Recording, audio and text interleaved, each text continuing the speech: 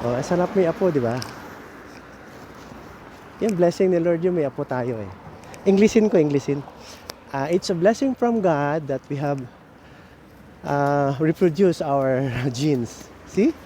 Through the grace of God, um, and maybe undeserved grace sometimes, but that's a product of prayers.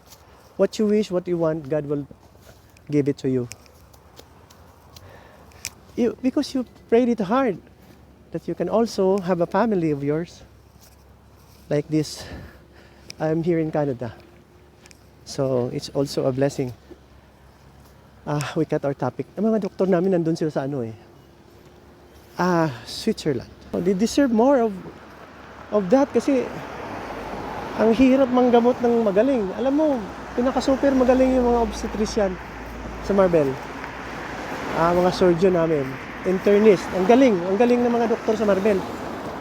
Doon kayo magpagamot, At saka gusto niyo yung anesthesia, magaling mga anesthesiologist doon. Hanapin niyo ako. Dahil i-repair ko kayo sa pinakamagaling. Ganun. Retired na ako 5 years na doon na yung anak ko. Ayaw na po. Magaling ang mga doktor doon sa South Cotabato. Davao, ganyan. Davao, Iloilo, Cebu. Ang galing ng mga doktor doon. Alam mo sa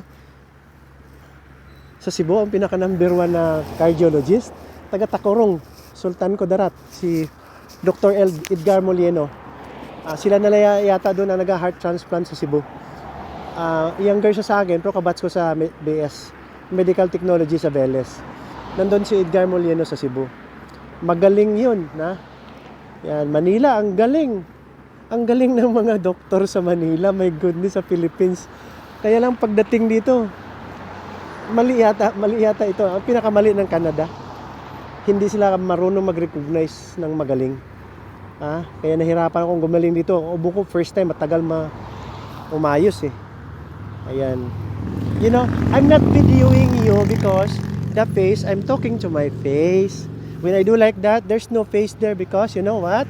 It's my face that I'm looking at. See? Because I'm doing